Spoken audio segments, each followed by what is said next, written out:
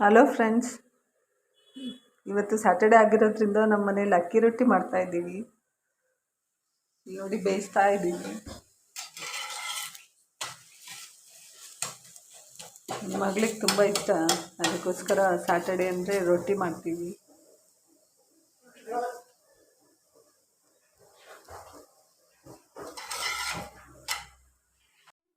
Friends, ನಾನಿವತ್ತು ಅಕ್ಕಿ ರೊಟ್ಟಿ ಮಾಡೋದ್ನಲ್ಲ, ಅದನ್ನು ಹೇಗೆ ಮಾಡೋದು ಅಂತ ಹೇಳ್ತೀನಿ. ನನಗೆ ವೀಡಿಯೋ ಮಾಡೋಕ್ಕಾಗಲಿಲ್ಲ, ಯಾಕಂದರೆ ಒಬ್ಬಳೇ ಇದ್ದಿದ್ದರಿಂದ ಅದನ್ನು ಇವೆಲ್ಲ ವೀಡಿಯೋ ಮಾಡೋಕ್ಕಾಗಲಿಲ್ಲ.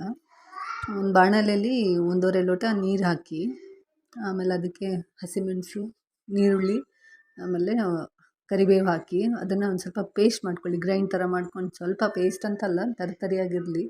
ಅದನ್ನು ಹಾಕಿ ಸ್ವಲ್ಪ ಉಪ್ಪು, ಎಣ್ಣೆ ಇಷ್ಟು ಹಾಕ್ಕೊಳ್ಳಿ. ನೀರು ಕುದಿ ಬರುತ್ತೆ, ಒಂದು 5 ನಿಮಿಷ ಆಗೋಕ್ಕೂ. ಆವಾಗ ನೀವು ಅಕ್ಕಿ ಹಿಟ್ಟನ್ನ ಹಾಕ್ಕೊಬೋದು. 1.5 ಲೋಟ ನೀರು ಹಾಕಿದರೆ ಅದಕ್ಕೆ 1.5 ಲೋಟ ಅಷ್ಟು ಅಕ್ಕಿ ಹಿಟ್ಟು ಹಾಕ್ಕೊಂಡು ಮಿಕ್ಸ್ ಮಾಡಿ. 1 ನಿಮಿಷಕ್ಕೆ ಅದು ಗಟ್ಟಿ ಆಗುತ್ತೆ, ಒಂದು ಸ್ವಲ್ಪ ಗಟ್ಟಿ ಆಗೋ ಥರ ಆಗುತ್ತೆ. ಆವಾಗ ಆಫ್ ಮಾಡಿ ಲಿಡ್ಡು ಕ್ಲೋಸ್ ಮಾಡಿ ಒಂದು 5 ಮಿನಿಟ್ಸ್ ಇಡಿ. ಬೇಯ್ಕೊಳ್ಳುತ್ತೆ ಚೆನ್ನಾಗಿ. ಆಮೇಲೆ ಅದನ್ನು ಲಿಡ್ ಓಪನ್ ಮಾಡಿ ಚೆನ್ನಾಗಿ ನಾದ್ಬಿಟ್ಟು ಅದನ್ನು ಉಂಡೆಗಳು ಮಾಡಿ ಇಟ್ಕೊಳ್ಳಿ.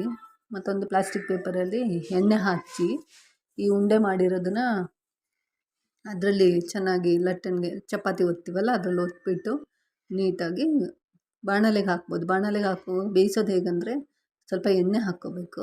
ಎಣ್ಣೆ ಹಾಕ್ಕೊಂಡು ಅದಕ್ಕೆ ಇದನ್ನ ಹಾಕಿಬಿಡಿ, ರೊಟ್ಟಿ ಮಾಡಿಬಿಟ್ಟು ಒಂದು ಒಳ್ಳೆ ಹೈ ಫ್ಲೇಮಲ್ಲಿ ಇಡಬೇಕು.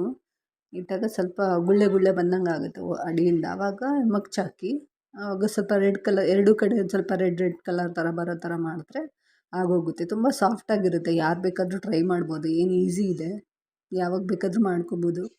ಏನೂ ಆಗೋದಿಲ್ಲ, ಆರಾಮಾಗಿರುತ್ತೆ. ಮಧ್ಯಾಹ್ನಕ್ಕೂ ತೊಗೊಂಡೋಗ್ಬೋದು. ಬಾಕ್ಸಿಗೆಲ್ಲಾದರೂ ಯಾರಾದರೂ ಹೋಗೋರಿದ್ದರೆ ಸ್ಕೂಲಿಗೆ ಅವರೆಲ್ಲ ತೊಗೊಂಡೋಗ್ಬೋದು. ಏನೂ ಇದಲ್ಲ, ಸಾಫ್ಟಾಗೇ ಇರುತ್ತೆ. ಏನು ಗಟ್ಟಿ ಆಗೋಲ್ಲ, ಏನಿಲ್ಲ, ಚೆನ್ನಾಗಿರುತ್ತೆ. ಉಪ್ಪಿನಕಾಯಿ ಹಾಕ್ಕೊಂಡು ತಿನ್ಬೋದು.